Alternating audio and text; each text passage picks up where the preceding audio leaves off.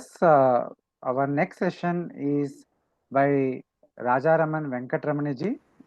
Very warm welcome to you, Rajaram ji. Thank you for making time for the session. And he'll be speaking on Prema Lakshana Bhakti as per Shankara and Madhusudana. Just a brief introduction. So, Rajaramanji is a technocrat by profession, working on artificial intelligence and a hobby mathematician. He is also a student of Vedanta. He lives with his family in UK. He comes from a Smartha family background with an active interest in protection of the Vedic heritage, and he's a student of Vedanta, and he has helped a thesis on Gudhartha Deepika.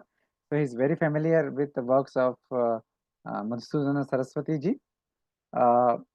Thank you again, Rajaramanji, for making time for the session. Please go ahead and start yours. Yeah, thank you. It is my pleasure. Namaste to everybody. Thank you, Nitin. Let me first share my presentation. Hopefully, you can see. So, namaste to everybody.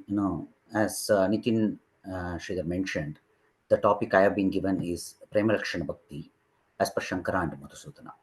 Basically, Bhakti as of the nature of love. Right? So, the basic organization of my presentation is a quick recap of key Advaita concepts. This is important to understand the position of Bhakti within Shankara's system and according to Madhusudana. Then I talk about Bhakti as Jnana Lakshana as per Shankara. This again is important to understand why, what is the difference between Shankara and Madhusudana. Then how Bhakti is Prema Lakshana as per Madhusudana. Then we'll go a little bit into whether Bhaktirasayana is an authoritative text on Bhakti Tattva. What is the nature of Bhaktirasa? And we'll talk about the hierarchies of Bhaktirasa. And then talk about stages of Bhakti as per Bhaktirasayana. And then towards the end, talk about the reconciliation of the differences between Shankara and Madhusudana. So as all of us know, in Advaita, the Paramarthika Tattva is Nirguna. It is the absolute reality. It is constant and eternal. It's Kutastha Nistha, right? Then whatever we see is Vyavaharika Satya, it's Saguna, and it's an objective reality, and it's a subjective reality, things that we think of in our minds. This is also eternal from Vyavahara perspective, it keeps appearing and disappearing. But from a Paramarthika perspective, it is unreal. So the only reality that is there is Brahman. Okay. And then what we have to explain, then why do we see this universe and other people and other entities and so on. So you have to use the instrument of Maya, right? And Maya is defined fundamentally as indeterminate and indescribable. But in different contexts, it is defined as Brahman itself or as power of Ishvara and hence non-different from him. And then power of Ishvara under his control. And it is talked about as Shuddha Sattva or pure goodness. And it's talked about as Trigunas, right? That is capable of revealing Brahman, skewing Brahman, and completely concealing it from our vision. Then it's talked about as Vidya or a form of knowledge. It's also talked about as Avidya, a form of ignorance. These different definitions are used in different contexts, right? To explain the reason for our moha and our soha. Then how do we come out of this, and what is the nature of Ishvara, what's the nature of his avatara, and so on, right? That's kind of important from a bhakti perspective. And Advaita is not one philosophy, it's fundamentally different methods of explaining one philosophy. So Shankara doesn't just give one method, one way, etc. That's why Advaita school has so many prakriyas or subschools. So fundamentally, these prakriyas come out of 5 variations. One is what is the number of jivas, whether you have one jiva or many jivas. Secondly, what is the locus of avidya, whether it is Brahman, jiva, or it's indeterminate. Thirdly, what is the nature of creation? Is something created already and we are seeing it, or creation itself is an effect of our cognition, right? The difference between Srishti Drishti and Drishti Srishtivadas. And thirdly, not created, it's Ajativada. Okay, there's no creation at all, fundamentally. Then there is Bimba and Pratibimba Vada, according to which, the pratibimba or the reflection is real. And then another Vada is that it is not real. Right? Then the Avachaya Vada, then you have that limiting agent, right? So you talk about whether the limiting agent, right, the upadhi is special or ordinary. An ordinary upadhi just limits, it separates you from other objects, it limits you within space and time, whereas a special upadhi does not do that, right? It is like it doesn't kind of change your nature while limiting you. Okay. Now Madhusudana takes a combination of these factors, right? He had the advantage of Bhaumati, Vivarana, and other schools of thought that went before, other works that went before him, and he synthesizes all of this and takes a position that is one jiva, and the locus of avidya is indeterminate, and the creation, the universe, is the effect of our cognition, and reflection is real, right? Which allows him to actually establish why bhakti is a parama purushartha, and he talks about special limitations. Then you talk about the forms of Ishvara. We talk about forms of Ishvara from it being Panchabhautika, whereas Madhusudana says it is not, right? And then you have pure goodness. You say form of Ishvara is Vishuddha Sattva and is capable of revealing the bliss of Brahman without any obstruction. And then you talk about form of Ishvara as Mayika, it's indeterminate. You really can't say what it is. And then you talk about that as form of consciousness, like solidifying of water into ice, right? And then you say it's vivarta, it's an appearance. It's not even something you, Vishwara never has a form. It just appears, you think it has a form, right? He makes it appear in your mind. Right? Then you have different coverings that you have to remove to actually realize yourself. Right? And then we talk about the states, the three states, and the fundamental reality behind the states, the turiya which you have to understand. Then a lot of talk about the type of bodies and how do you kind of differentiate that from the atma. Right? Now there are principally two paths: the pravritti marga and the nivritti marga, the path of action and renunciation. Right? Everybody has to do karma. Laukika karma is at least inevitable, so that has to be done to even just live, right? And that's one of the paths that itself actually starts purifying one, right? And then you perform ashtanga yoga, yama, starting with yama niyama, culminating in kaivalya, right? But that doesn't still remove your agyana. It just gives you a sense of what is savikalpa, nirvikalpa, samadhi. Then you perform vaidika karma, right? Which gives you punya pala, which takes you to heaven and other lokas. Okay. And then the sadhana bhakti, which is where you have devotion towards uh, devata in Ishvara, right? Then you have the nivritti marga, which is jnana nishta. Here, it is sadhya bhakti, where you focus on the nature of yourself. Right now, fundamentally in Advaita, because Brahman is the only reality, all of these, the Vyavahara, entire Vyavahara is to be seen like a mirage. It's like a snake on a rope. Like it's like a space delimited by a pot. Right? If you look at Shankara's Bhashya, right, he approves karma and upasana, but this should not be confused with thinking that he is asking you to perform karma and upasana. Right? These are like statements because we have the nature to do karma and upasana. He encourages that, right? And his core principle is to teach what is the nature of reality. That is the purpose of the Upanishads, to teach the nature of the of reality. Okay? And this is learned through Shravana about who we are, what we are. The instructions from the Mahavakyas, Tattvamasi Ityadi. And then reflecting on this, because first you need to reflect on the Vakyartha, whether that is actually true. And then our own experience, which comes from, our own pratyaksha and other anumana and our samskaras from many millions of lifetimes, right? And we'll have to overcome that and then have that fixation in our jnana. This is the essential purpose of Shankara Bhashya, right? While he teaches Krama Mukti. Now the question then comes, why even teach Krama Mukti, right? I think that basically, you have people tend to do good karma and bad karma because of samskaras. Bad karma pushes them down into lower planets. Good karma, if you perform Vedic karma, it can take you up to Swargaloka. Right? But you finish the karma, you can come back.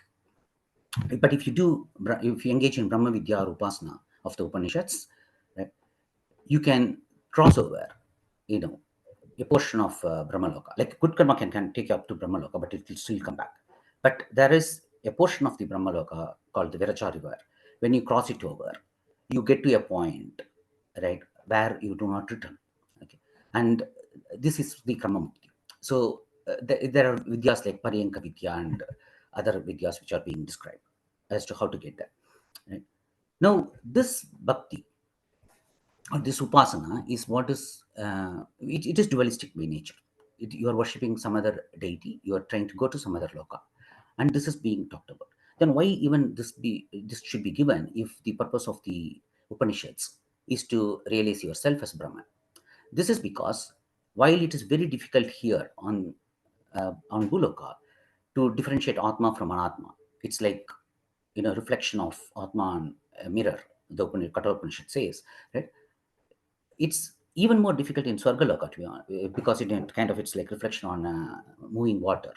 Whereas when you go to Brahmaloka, when you cross over the Viraja river, you don't have any Shukriti or Dushkriti. All the karma is destroyed. Only the power of Upasana is there. And at that point, it is very easy to see the difference between Atma and Anatma very clearly. Okay? So it actually ultimately leads you to Atma Jnana when you reach Brahmaloka and you don't come back. Otherwise, one has to take birth again and again. Now, Shankara is only talking about Jnana Lakshana Bhakti. Why he talks about Bhakti as Jnana when general definition is Bhakti is duality is something for a different discussion, but that is his core definition, all through Prasthanatraya Bhashyas. But Bhakti is Prema Lakshana as per Madhusudana. Right? According to Madhusudana, you are the Mukhya Jiva. You are delimited by avidya and is the only one who exists. You are in reality Brahman, but you think that you are not Brahman, due to indescribable avidya. It's basically due to a limitation of Brahman you assume on Brahman. You actually manifest the Shastras and explain the universe and conceive of Ishvara as a reflection of Brahman on Maya. Because Madhusudana takes reflection as real. Now Ishvara is real for Madhusudana. See, all the green in my diagram is what's real. And Maya is also power of Ishvara, non-different from him. And so that again is having certain reality to it in this thing, right? So he can shift between the real and anirvachaniya aspects of it. Now, all the other jivas that you see are reflected on in your mind, and some of them you assume are jnanis, and based on what the shastra stage, and some of them you assume based on what you observe, and some you think are ajnanis, and you use jnanis as inspiration for you yourself to attain jnana. But during your existence here, you engage in bhakti, okay? And this bhakti is your parama purushartha. That's the approach Madhusudana takes, right? So there is clearly a difference between Shankara and Madhusudana here on what is the nature of bhakti. Okay?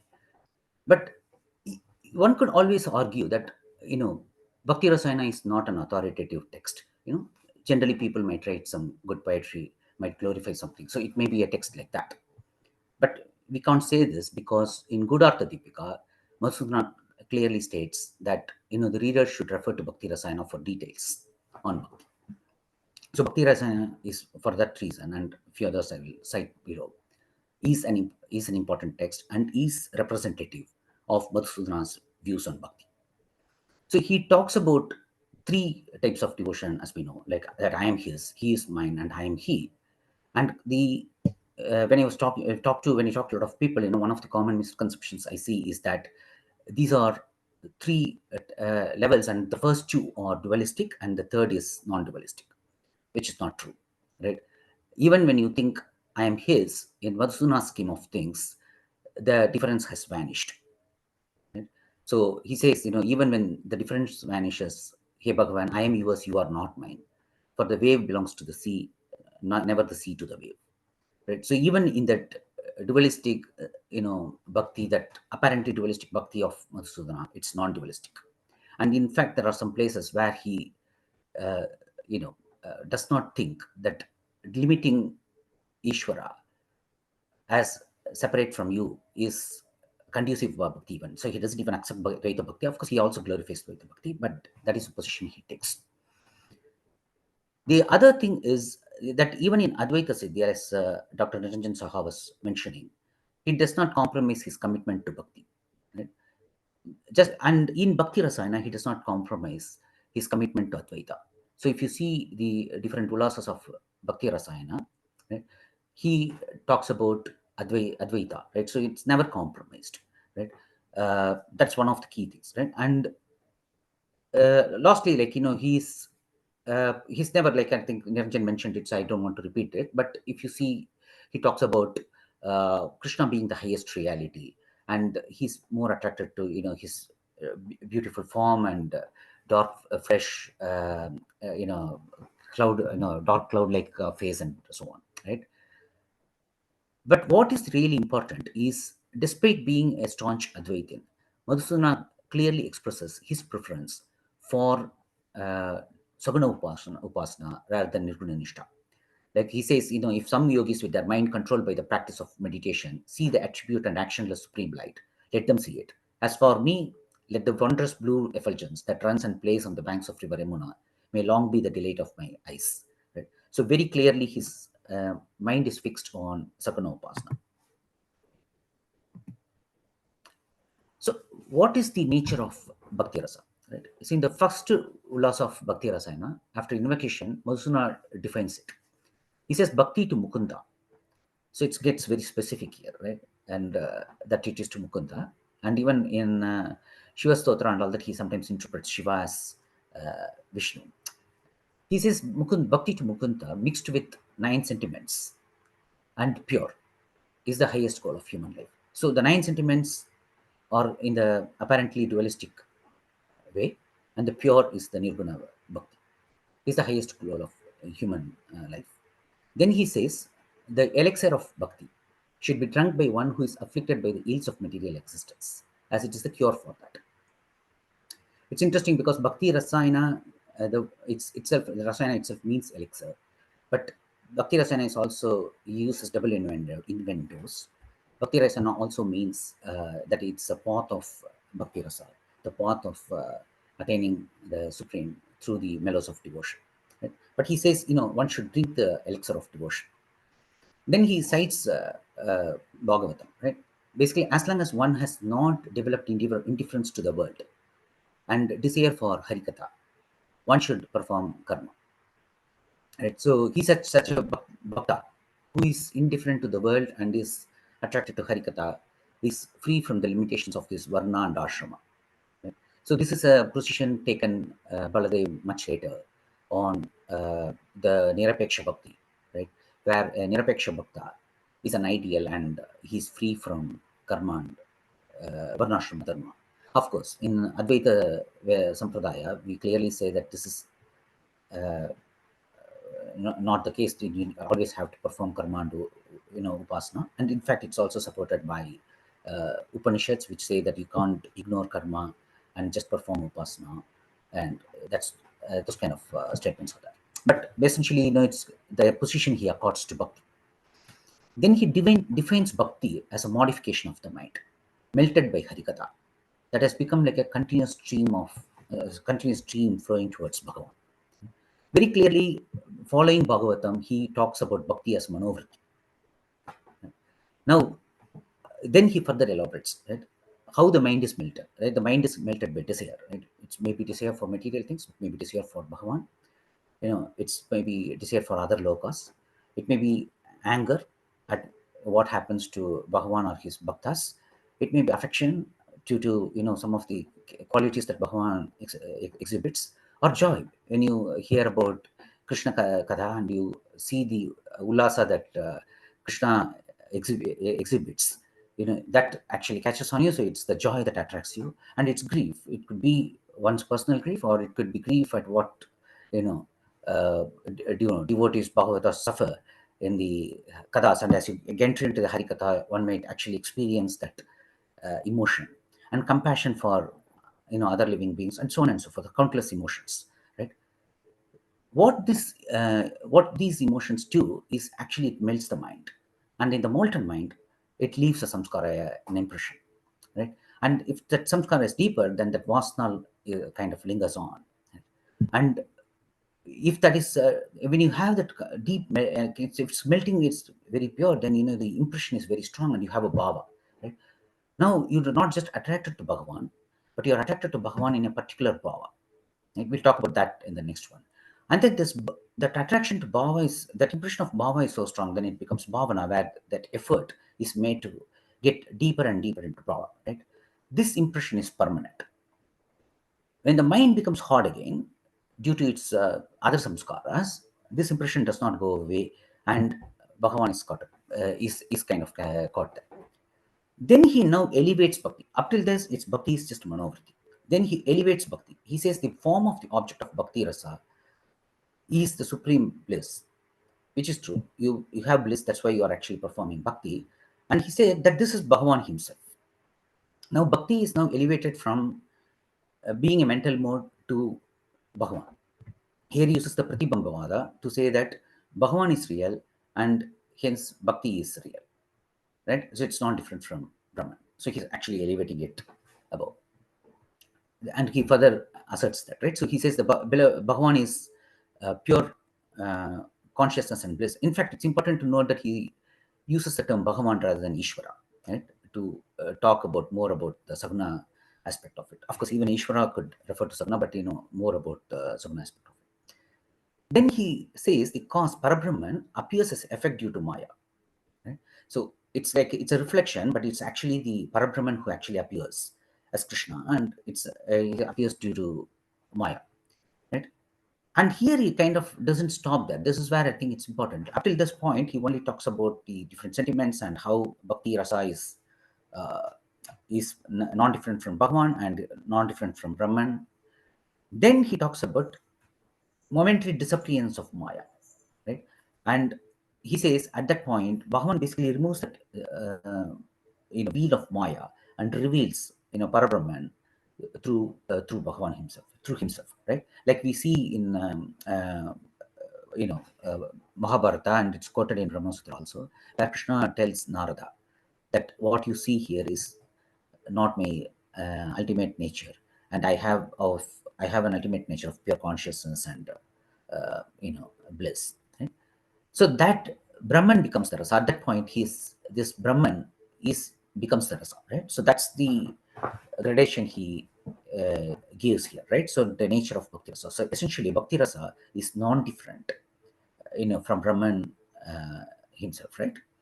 That's the key position. Then he says, when the melted maid captures Bhagavan, who is omnipresent, eternal, and full and pure consciousness and bliss, what else remains? Right? Basically, he's elevating this to the highest state, and there is nothing higher to be achieved than this.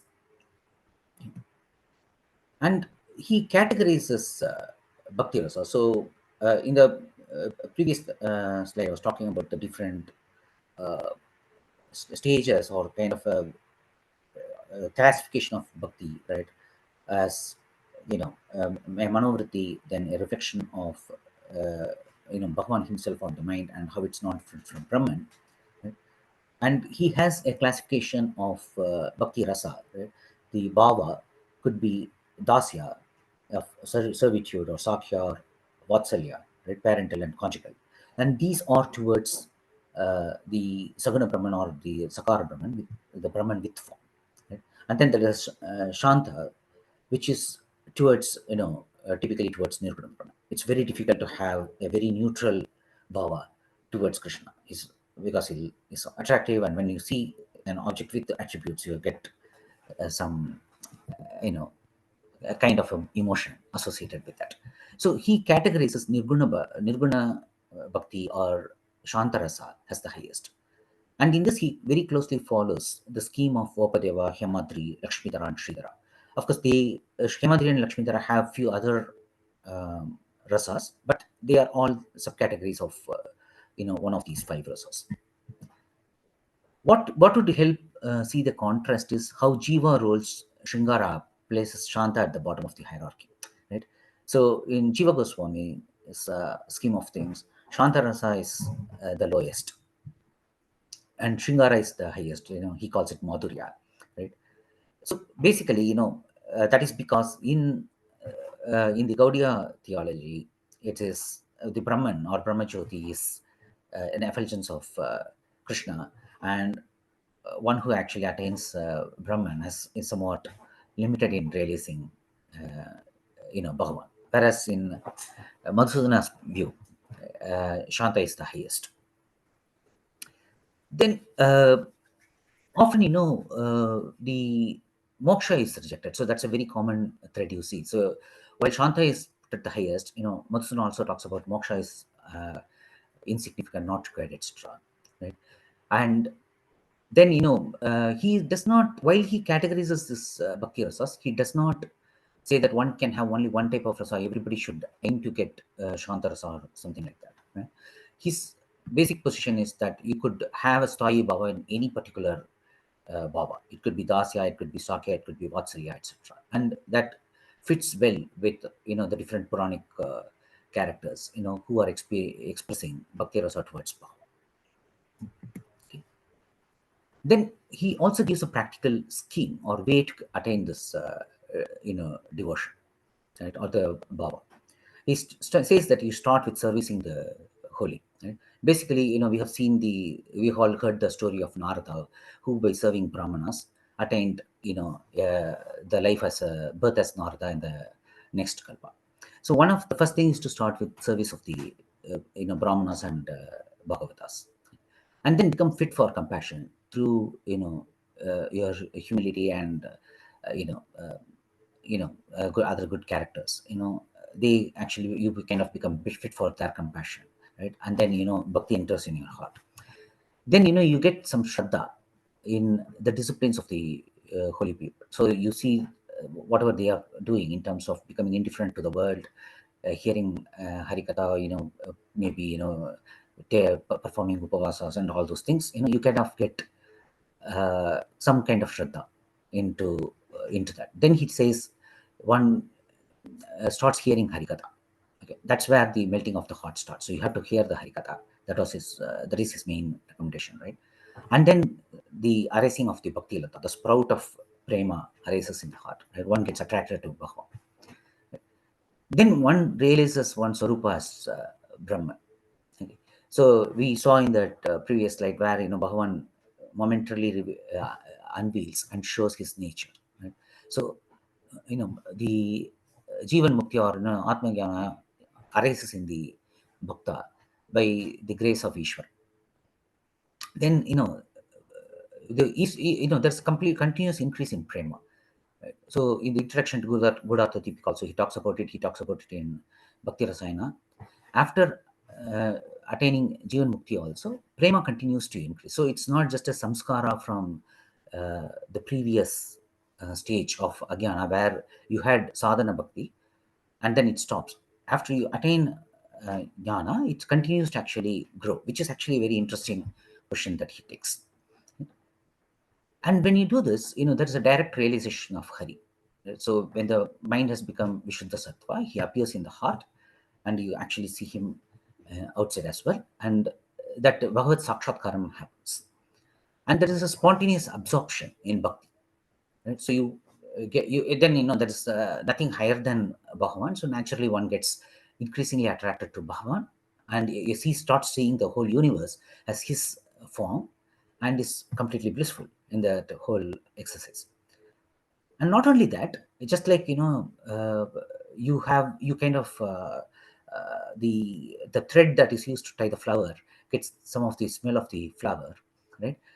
Because you are constantly meditating on Bhagavan, absorbed in his katha, you start possessing some of the divine attributes of Hari, like his maybe his own indifference to the world, his knowledge, its power, his strength and whatnot, right? So you start getting that. He talks about that. Then he talks about infinite ecstatic love. Right? What differentiates a living entity from a non-living entity is that the living entity can love, and that love towards any person or thing is limited, whereas love towards Bhagavan is infinite and it is ecstatic. So it grows, right? So it's kind of, I just wanted to show that, there's a contrast with Rupa Goswami's. Rupa Goswami also talks about, ever increasing prema, but he starts talking about, first stage is Shraddha, right? Whereas how that Shraddha arises is inexplicable, right? Whereas here, service to the holy, right? The holy people actually make themselves available, and hence Shraddha arises. So it's kind of more logical, step towards that, and it also is well aligned to the system of Advaita Vedanta. So if this is the case, then the question that arises is there a way to reconcile the difference between Shankara and Madhusudana? So in Good Artha Deepika, Madhusudana humbly seems to negate his own thesis in favor of Shankara. So if we are not able to reconcile the difference, we can say that, Madhusudana was talking about bhakti, but that's not the core Advaita Siddhanta, and what Advaitins should do is focus on Shankara's works and attain Jnana. I said he seems to negate because he is known for double innuendos, right? So he does not also negate when he says that, who can know, what the words of the venerable one say. Venerable one is, one could interpret it as Shankara, or one could interpret it as Bhagavan Vasudeva himself. So it's very difficult to say whether he agrees with Shankara or disagrees that, right? So you could take it as disagreement and continue to say that he sticks to his thesis, or you could say that he simply negates his thesis. Second way to do that, to reconcile, is to say that all his statements about bhakti that contradicts the Siddhanta of the Upanishads can be considered as an eulogy, Arthavada, right? So including the one that says any statement about bhakti cannot be an Arthavada. Even that can be an Arthavada about bhakti, right? Then we can hear all of the good things he says about bhakti and say it's an Arthavada, which again is a way of reconciling Madhusudana and Shankara, right? But he is logical in saying bhakti is a Parama Purushartha, right? So for following reasons. Right? Firstly, he considered Shantarasa, which is primarily towards Nirguna Brahman, as the highest. Right? In this, he follows, the views of bhakti as given by other acharyas in the Advaita Sampradaya. Right? So at least he is not unique or or or idiosyncratic in the Advaita Sampradaya. There are other acharyas who have expressed similar views, like Sridhara, Hemadri, Lakshmidhara, and all that before him. Right? The another reason is that he says bhakti gives rise to jnana. Right? Now, when in that sense, that's some kind of a cause-effect relationship, though, between bhakti and jnana, and you could say then they are not different, and hence if jnana is Parama Purushartha, bhakti is also Parama Purushartha, because one invariably leads to the other. Right? And most important reason is that he says bhakti is of the nature of supreme bliss, right? So through the mechanism of bimba and pratibimba, he expresses that bhakti is not different from Brahman. So that argument is a very powerful argument, and one could say that, that is consistent with the overall Advaita scheme of things. And one should also see that in Shankara's view also, bhakti is acceptable as an ultimate goal, right? As he says in Pancharatra. Of course, he's acknowledging that one can do that rather than saying that one must perform bhakti. And of course, he says one should, and those are all for preparation. But his main thesis is to teach Brahman, right? So, but he also acknowledges that bhakti is an ultimate goal of life, and that's acceptable. So the Parama Purushartha argument is not unique to Madhusudana; it is also Shankara's. And according to Shankara also, all Ananda, like the one we see in Bhakti, which is eternal, is not different from Brahman. So that again is an argument to say that, there's actually no fundamental difference between Shankara and Madhusudana. But one might say, okay, all bhakti is done up to Jivan Mukti, we could say that, but what about Videha Mukti? Even in Videha Mukti, the Jiva and Ishvara exist as Brahman, because Brahman is the Swarupa of everyone and is the basis of bhakti also. So when a pot is broken, the space within the pot and outside does not get destroyed. So they continue to remain, in their original state, which they were always remaining in that state. So bhakti is, if it is Brahman, if it is being a reflection of Brahman, if it is Brahman, it's never destroyed, even in Videha Mukti. And last but not the least, when we direct our mind towards uh, anyone, any form, we are also directing ourselves towards the self and of that form, right? And then the self of everyone is one. So Atma is established in its own nature. So when we are doing bhakti, we are actually doing Swaswarupa, this thing, right? Nishta. So Anusandhanam, right? So we are doing that Nishta and Atma, and that is the highest bhakti, right? And that bhakti is eternal and indestructible. So essentially, in Shankara's scheme also, when he talks about, though he talks about Jnana Lakshana Bhakti, and it seems to be fundamentally different to Prema Lakshana Bhakti, it is not. And what Madhusudana is doing is bringing out the hidden meanings of Shankara's Vedanta more explicitly, right? And establishing that bhakti is a Parama Purushata and it's a valid human goal. And it's a very, very significant contribution, as much as, if not more than, Advaita Siddhi. While Advaita Siddhi defends Advaita against polemical attacks and protects the teachings of the Upanishads from getting lost, the wave of devotion, could just distract people and take them away from the teachings of the Upanishads. With Bhaktirasayana and Gurartha Deepika, Madhusudana Saraswati, protects the philosophy of bhakti and defends it in most logical terms, while giving enough room for the expression of the mellows of devotion. Okay? So with that, I will stop. If there are any this thing, you can always write to me. Thank you.